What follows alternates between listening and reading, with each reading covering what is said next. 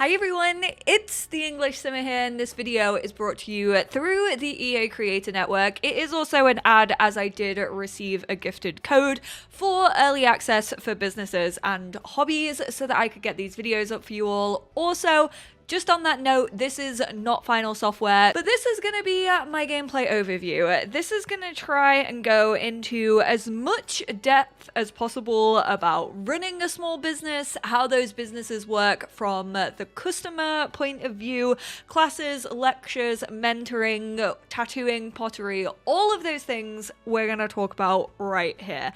And I'm going to try and put in as much information to answer as many questions as I saw about this pack, but if you do have any further questions, please do not hesitate to leave them in the comments down below, and as soon as I get an answer for you, I will obviously try my best to respond. To start running a business, there's a number of different ways to go about this. You can use one of the new retail signs that came with this pack, the kind of ticket podium, or you can just go into your business panel and you can choose to open a small business. It costs 750 simoleons to register. You can start that on your home lot. Obviously, they've kind of taken those outlines that they use in for rent, and you can now place those on your lot, so you can set certain rooms to employees only, available to the public, and then also just available to your actual household. Or you can also buy a completely secondary lot, and that will be a small business venue lot, and then you can actually turn that into your small business. Anyone from children to above can own a business, one per sim. If you have 8 sims in your household, that means you can have 8 small businesses. However, you can only have one open at a time. You also can't leave a business open. There's no reward perk like in The Sims 4 Get to Work. If you travel off lot whilst it is open, you will get a pop-up just to tell you that it is closed and kind of your business summary from that shift. Choosing from a preset actually just gives you like a couple of activities that they suggest. Those include museum, gym, a pottery studio. You can also create your own presets. So if you choose business activities, those are the things that your customers will be partaking in. Those are the activities that will be encouraged. You can choose up to 5, but there is a pretty long list, and obviously that is only going to get bigger the more packs you have installed. Just keep in mind, I was only playing with base game and businesses and hobbies. Just to give you an idea of some of the things that you could do, you could set customers to eat, drink coffee, drink bar drinks, play games, play instruments, play with toys, sleep, or watch entertainment. You can name your business. You can also choose an icon, set the entrance fee, the prices. These go up in increments of percentages. That's how much your stuff will cost. So be it food, be it items that you have for sale, your classes, your entrance fees, all of that is determined just by that one setting. You can't do a mix and match. You can choose your target customers, so those are split up by ages, their skills, their careers. It's very much based off the get-together system that we have for clubs. You can also choose to have those be a required thing or not. So if you choose to not have that as required, then those people are more likely to come to your business, but they won't be the only customers. However, if you choose to have those required, then only those customers can come to your lot. Just be wary. Obviously, again, I was playing this with base game and business and hobbies, so there wasn't a very big pool of sims to pluck from, but you will get a warning basically saying like anyone who is available to come to your lot is either currently there or is busy, and so you may not get a lot of customer flow if you do choose to have required. You can have up to 3 employees. They can have up to 5 activities each that you can choose from. These are anything from cleaning up to scrapping projects to offering paid mentoring, tending tattoo tables. However, unfortunately, I don't know if this was just an oversight or a glitch, or this was actually a predetermined decision based on kind of how pottery works when other sims create it on your lot, but you cannot hire someone in a pottery studio to actually do pottery, which I kind of get in a sense that anything crafted code usually belongs to that sim and you can't really like move it into your inventory. However, if you mentor an employee and then they build something on the pottery wheel, you can move it, you can glaze it, and then if you hop into build by mode, you can also put it on the shelves to sell. So there is a little bit of a loophole.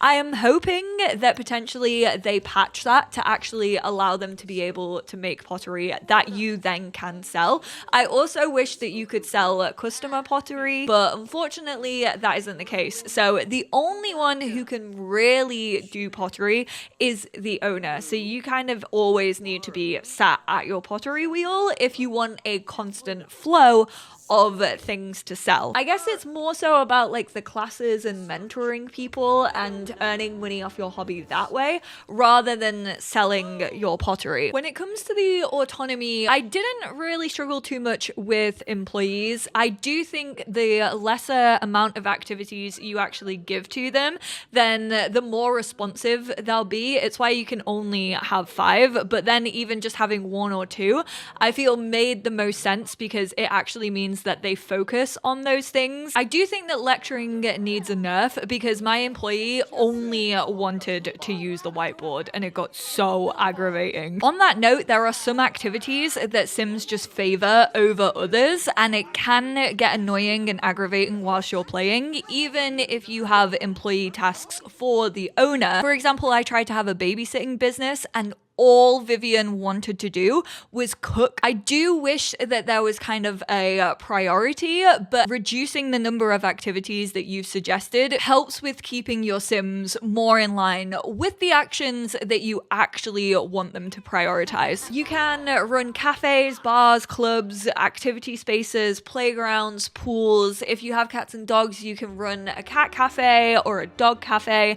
So there are definitely going to be a lot of different things for you to do, but I do feel like you are gonna have to get creative with it. When I was opening up my businesses, they did kind of hang around a fair bit at the beginning. They kind of just stood off to the side and it took a little while for the customers to actually head into the spaces that I had set up for my business. They do definitely partake in the activities that you set. However, there will be a lot of like waiting around and kind of just customers like talking to each other, which I don't mind because I do feel like you can kind of always override that, especially if you do want to run a class or you want to mentor one of them. I was also playing in quite small enclosed spaces, and with the amount of customers that I had, that definitely wasn't the best bet. I would always suggest kind of making bigger structures because I do think that makes it flow a lot better, and I don't think there's kind of overcrowding. There were a couple of times, particularly in the tattoo studio, where it kind of felt like the whole thing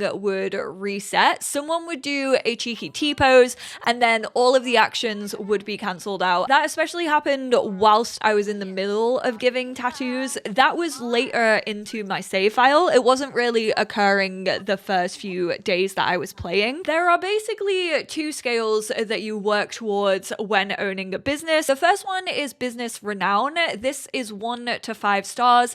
It is honestly kind of difficult to increase. I was probably playing for a good like 3 weeks in game, and the highest I got was to a 3-star. I feel like it's mainly judged off kind of how much money you're earning and how much actual foot traffic you get through your business, but it says that it's actually determined by customer reviews. So when you actually close a business, you will get a pop-up that basically states all of your profits. It has something that you can work on that will make them feel better about your business. This could maybe be interacting with them a bit more, having more activities available for them to do, making it nicely decorated. And then the second one is what you are doing well in. So to get up your renown, definitely try and focus on implementing those things that the customers say that you could work on. Try and be friendly to people, try and build up relationships with them. You can welcome people to your business. You can also kick customers out. This is especially helpful if you have disruptive customers. they will have a tag above their head that says that they're disruptive. They can use horns in your business. They can be mean to other Sims. You can ask them to leave, or you can just ask them to stop being disruptive. As you start to level up your business renown, you'll unlock business perk points, and those can be used for perks towards your business. There are 3 different categories. One is more the kind of like schema alignment, one is neutral, and then one is more dreamer. You can give employees extra bonuses, you can fake bills for your businesses and your household bills, and then every time you level up, that will up the base level price of all the things in your business. So that's things that you can sell, your classes, your entrance fees, and it will also increase the customer base. So a higher level means obviously you'll be getting more customers throughout the day. Those schemer and dreamer levels also apply to business alignment. This wasn't the most interesting thing to me. It didn't really feel like it had much effect. It's kind of like your reputation, I guess, if you have Get Famous. So you can be more of a dreamer or you can be more of a schemer. Customers have certain feelings about those, and apparently they'll let their feelings be heard, but no one particularly said anything to me about the way that I was running businesses, and I got to the top level of both of these alignments. But for dreamers, you can attend seminars, you get more dreamer customers, so obviously they'll be in more of an alignment with you, and probably likely to be nicer customers who are definitely more welcoming. You can get the fear of being judged, and then once you reach the top, if you are in a relationship with someone who has an alignment that is different from yours, there is a risk of divorce. Whereas for schemers, you can get a greeting boost, and then eventually you can get the fear of being exposed. There will also be a couple of pop-ups like as you go along in your business. I know that one of my Sims received a virus on their computer, and then you can choose the alignment that you sort of want to go for, and they kind of both do different things. Usually Schema will give you money or more renown. If you do have multiple small businesses on one lot, whilst you can only have one open at a time, if you have any of the selling shelves, so either the refrigerated one, the wall art one, or the actual shelves, there is actually an option to enable and disable sales. I would say stay on top of that if you do have multiple businesses, because whilst I had my tattoo parlor open on one side, I realized that I didn't have my shelves disabled for sales, and that's where all of my pottery was. So customers were still going in there and buying pottery, even though that technically wasn't part of like my tattoo parlor. And I think at one point I removed the option to actually like buy things as a customer activity, but they would still go over there and purchase stuff. It all goes into the same household funds, so technically you're still making money, but it didn't go to like the pottery business's renown. The money wasn't kind of added to that shop. It was all in my tattoo parlor. Customers will just sit in the chairs that you offer for the pottery wheels, which is really annoying considering I still wanted to make pottery. I also would have liked to mentor people, but sometimes they were just sat in it like having a conversation. They will also just like up and leave like in the middle of pottery, which is why I always suggest kind of having one employee getting rid of the scraps. However, if your sim, which we all know, Sims are used to cancelling out of interactions, if they cancel out of making pottery, the employee will just scrap their piece of work as well, which is annoying if you wanted to go back and work on it, because they can be pretty quick with their employee tasks. Speaking of the shelves where you can put your inventory for sale, this doesn't work like Get to Work. There isn't a restock option, which I definitely feel is a slight disappointment for me. I would have loved to have been able to just restock the shelf instead of making the pottery, but I guess maybe that would have been too similar to Get to Work. But I do think it would have been nice as maybe just like a perk that you could unlock if you did want to sell things without constantly having to make stuff. And I know a lot of you were asking about whether you actually have to have a sim own a business for it technically to be a business, just in case you wanted to travel somewhere and have it as a business and like pay those entrance fees, but not really spend the time setting it up and having a townie or a pre-made own that.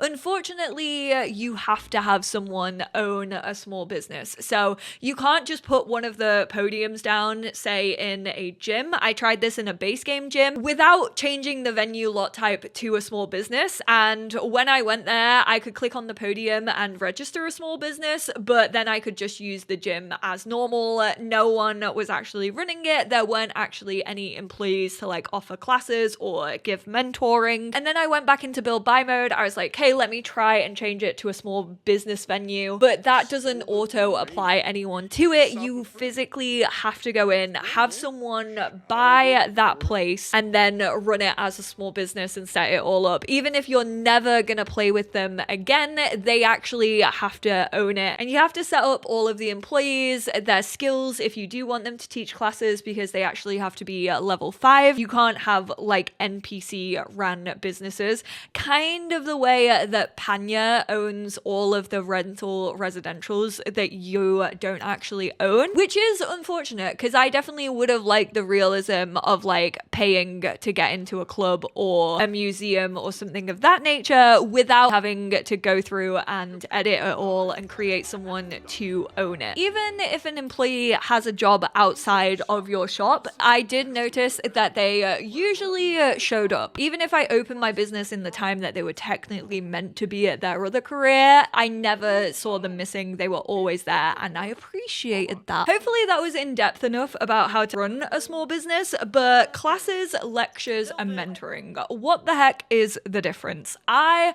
definitely struggled with this at first. For classes, you have to be level 5 in a skill to be able to host a class. Or if you want to ask someone else to run a class, they have to be a level 5. Be that an employee that you have hired or an employee at another lot that you can then attend their class. Classes are a timed event. You will get a number of different things to do. You actually have to listen to like half an hour of the lecture. Depending on what activity the class is about, you have to partake in that activity for a specific amount of time. You need to have the activity nearby. You need to have at least 3 of the activity items that you are doing. So if it's a pottery class, you need 3 pottery wheels. For painting, you need at least 3 easels. For tattooing, you need at least 3 tattoo beds. You can only do classes on a business lot. You can't host a class on another business lot that you don't own, but you can obviously ask someone else to host a class if they are an employee who works there. Your employees can do this, again, if they are a level 5. However, you can't actually instruct an employee to do a class. You can click on the whiteboard and choose employee-led classes, and it will come up with a list of like activities and what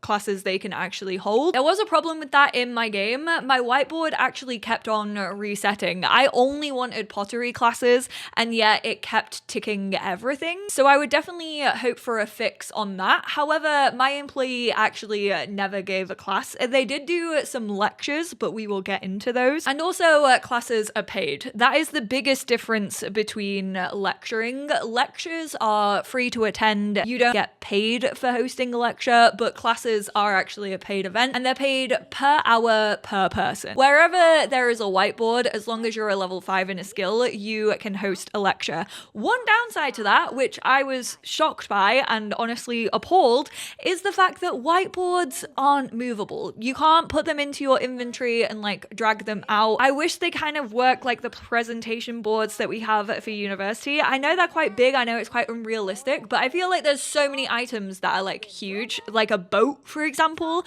that you can put into a Sims inventory.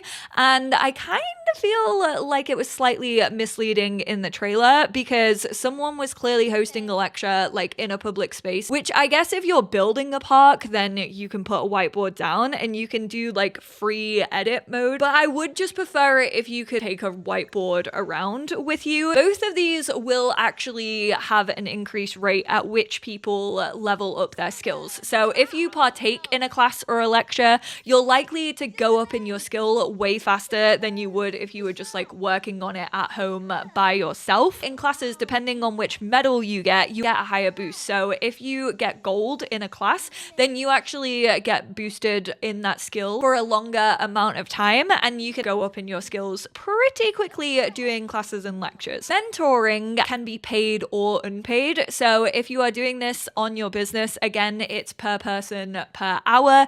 You can click on a sim and offer mentorship. It's more of a one-on-one activity. Your sim will kind of look like they're teaching someone to do that activity. I was doing a lot with pottery and tattooing, and this does get up the skills for the sim that you are teaching. I was mentoring my employee. I was doing like unpaid mentoring because I was like, well, I at least want them to feel like they are consistent in pottery, considering I've employed them.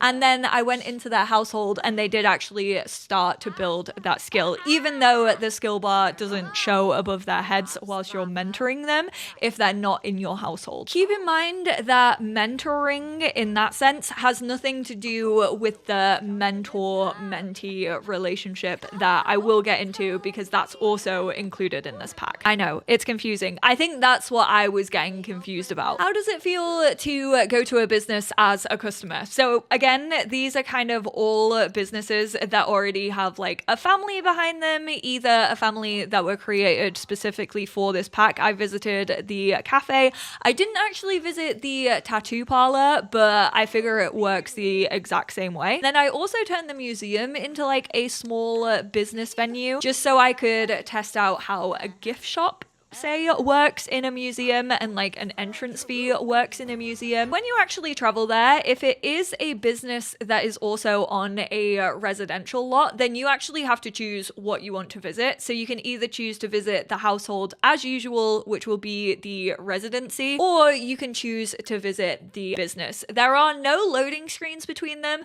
However, those barriers that you can set up in build mode do actually come into play. If you choose to visit someone's business, though there's no loading screens, and especially in the pottery place, there's just an open staircase, your sim can't route to the residential part of that build because technically we haven't loaded into it, even though there's no loading screen and you can kind of see sims chilling up there, which does make me think that if you then wanted to visit the residential side of it, you would have to travel again. But I didn't test that out, but not between your own property. Once you arrive at a business, if they have entrance fees, then you won't be able to go in until you pay those entrance fees on the podium. If you're in a group, you can pay for yourselves all together, and then you can just pay for one sim. Basically, you can use it like any other space. I went to the cafe. I could order myself a drink. I could order some food. I could ask one of the employees to start a writing class because she was clearly a level 5 in that, and that was kind of her employee task. If they have stuff that you can purchase, then you can just walk up to those things and you can select buy, and then they will either go into your household inventory or your regular inventory. It's quite a nice experience as a customer. I feel like employees were doing what they were told to do,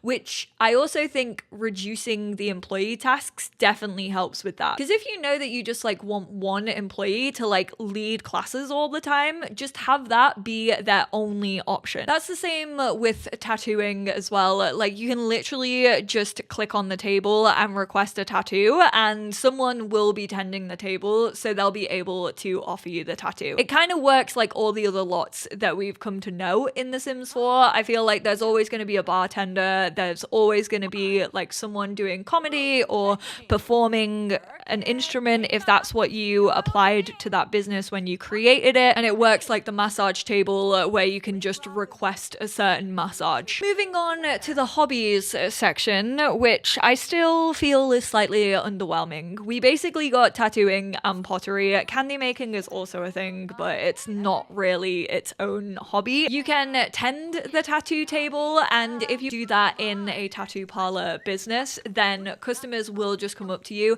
and they'll actually request tattoos. I would have loved it if they requested like specific tattoos, because you know, when you go usually to get tattooed, unless it's like a flash sale, you do have a picture in mind for what you want, whereas this time around the artist kind of chooses it. If you're a customer, you obviously choose your own. You can also offer tattoos tattoos in case no one's like reaching out to you. You can just be like, hey, would you like a tattoo? You can offer custom tattoos. So a custom tattoo will send you through the whole animation, which is really unfortunate because it does take a while. And I know tattoos take a while, but I kind of wish it just took you straight into create a sim. You can then draw on your sim. You can use the stamps. You can use the stencils. Do wish that there were more stencils, especially for someone like me who isn't very good at drawing. However, good news for those of you who are good at drawing, you can actually connect your drawing tablets, like actual IRL tablets, and you can use those to draw tattoos like actually on your sims because it works like a mouse. All of you who are great artists, I'm expecting to see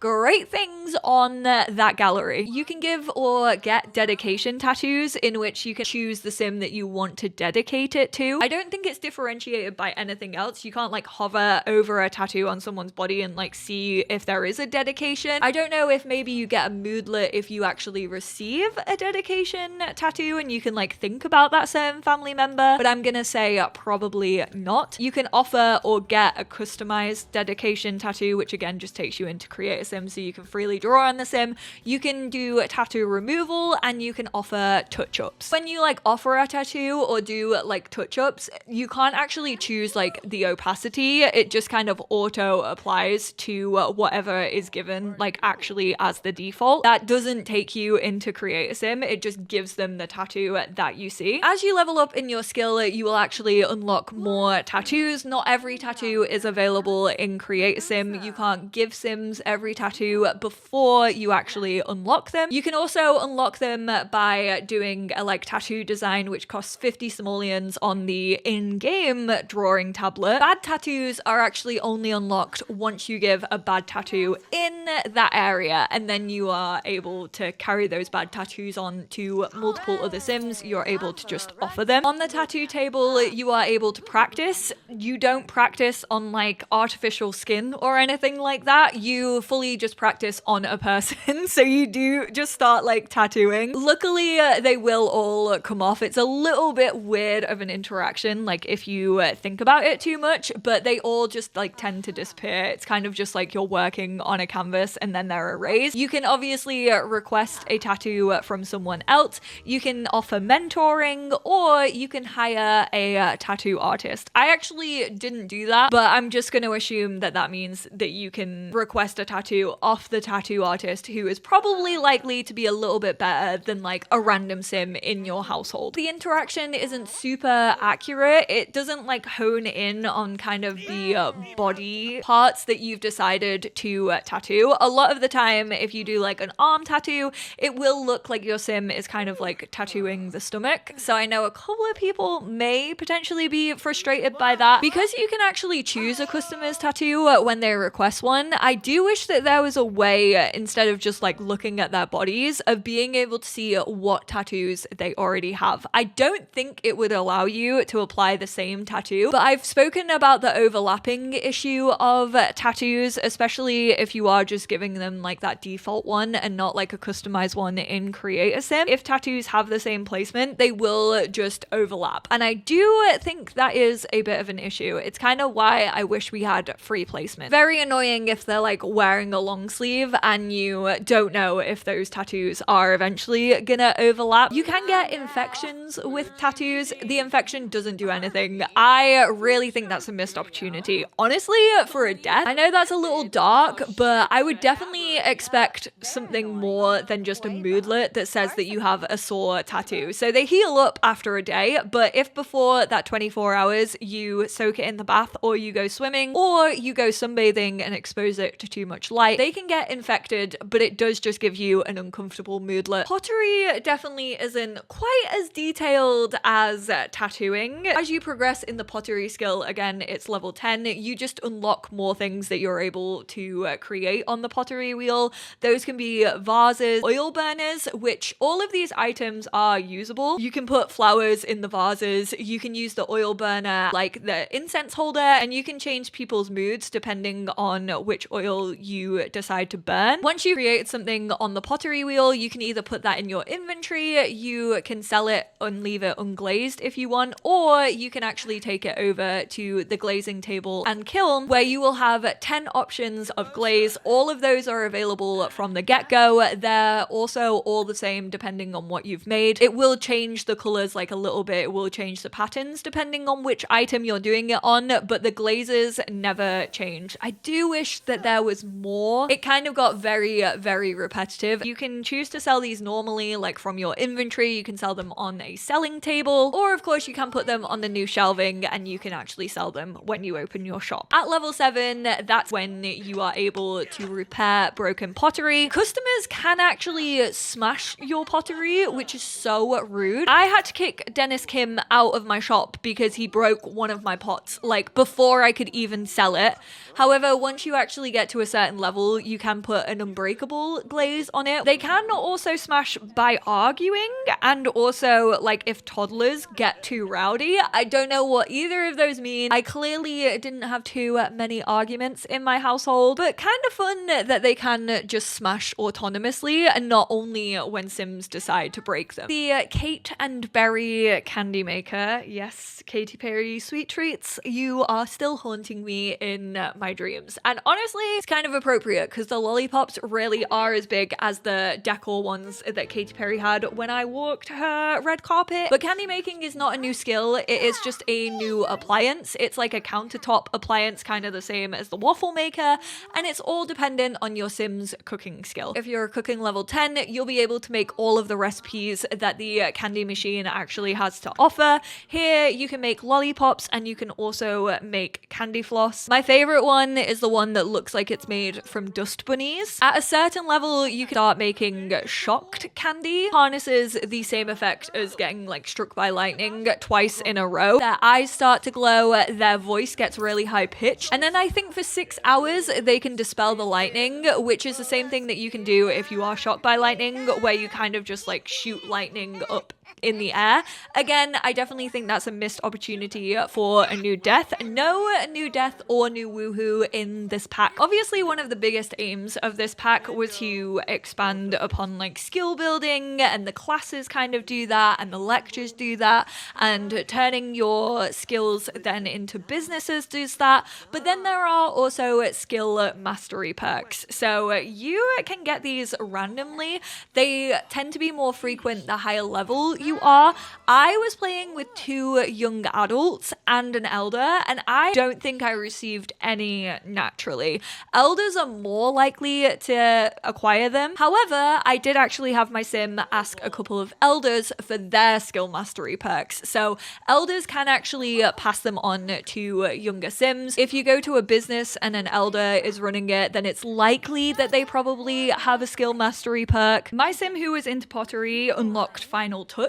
That came from Yolanda, I think her name is. I can't remember if it's Yolanda or Johanna. And that meant with one interaction on any creative thing that you can make, obviously he was using it for pottery, but he could actually up the quality with just one touch. And then he also got creative aura, which meant that if he actually focused on that creative aura, he had like a blue squiggle around him, and then he would actually influence other sims around him to also be feeling inspired. If you do actually garner enough satisfaction points, you can also purchase a potion for 8,000 that will allow you to choose one skill mastery perk. I think you can have up to 4 of these, but there are a bunch to choose from. There's pigeonholed, which means that you're really good at like acquiring one set of skills, whether it be mental, creative, physical. However, you won't be as good in the skills outside of that skill set. I also had my sim try out the skillful sleep, which was horrific because it allows your sim to actually go up in a skill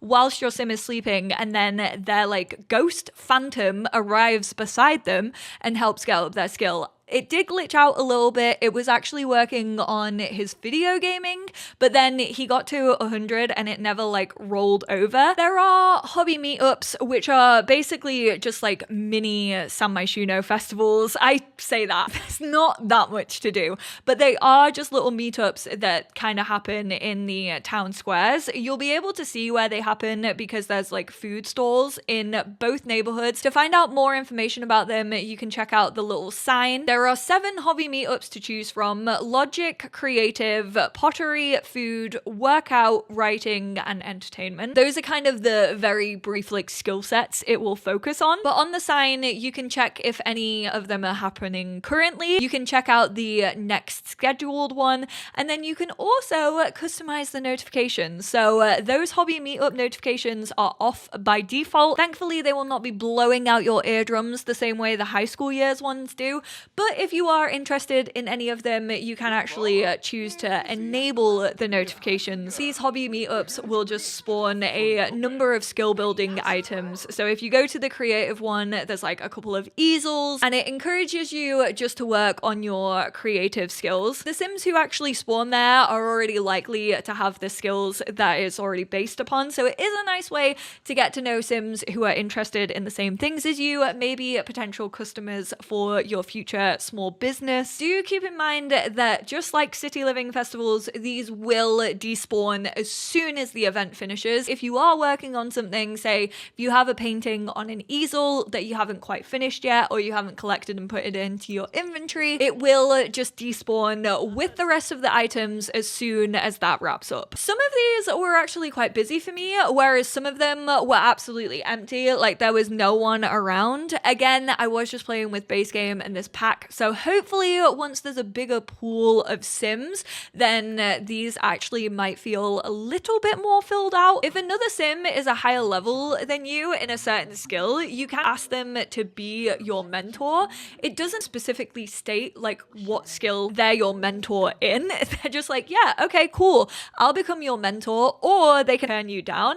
And the same goes for asking someone if they want to be your mentee if you're higher than them. Apparently, mentors can send you gifts in the mail. I never received one, and I did have, I think every single one of my Sims have a mentor. The only effect that I noticed was when I actually had 2 of my in-household Sims become mentor and mentee. Eventually, I was just having him practice tattooing like a fair bit. It was all in one interaction, but he was going for a fair few hours. Got an angry sentiment towards each other. He was feeling that she was being a demanding mentor, and then she felt like he wasn't putting in enough work and he was being disrespectful. Eventually did unlock also for my guy who I had run the pottery and his employee. His employee was like outside of our household, just a random Sim that I had come across, but it did take a long while for those two to get that sentiment. And that was pretty much the only thing that I noticed in my gameplay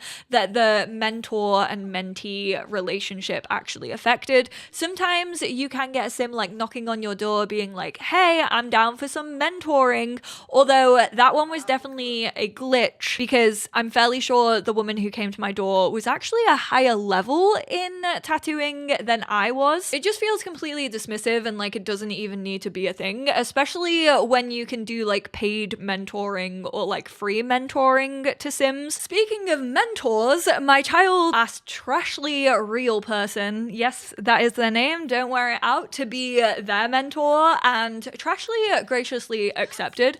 Don't ask me what apparently they were mentoring me in. My kid was a little mischievous. She was definitely gonna inherit the shocked candy business from her granddad, because you can transfer businesses to family members. If a Sim happens to pass away, it will be transferred to a random family member who doesn't actually have a small business registered. Then if it can't be transferred to a random family member, it does in fact just get sold. Trashley is so much fun. There's not a lot that you can do with Trashley, but I do love their notifications. I absolutely love the characterization of Trashley. Trashley is kind of like Red in Animal Crossing, and the reason I say that is because there's actually 2 new collections in this pack. One of them comes from Trashley themselves to browse Trashley's wares, and then usually Trashley will have a painting that you can purchase. It can potentially be a Trashley approved art, and that is basically a fraudulent art piece that usually has a little paw print on it. They're the same art pieces that we have in the game, but there's something a little bit different about each of them. So for example,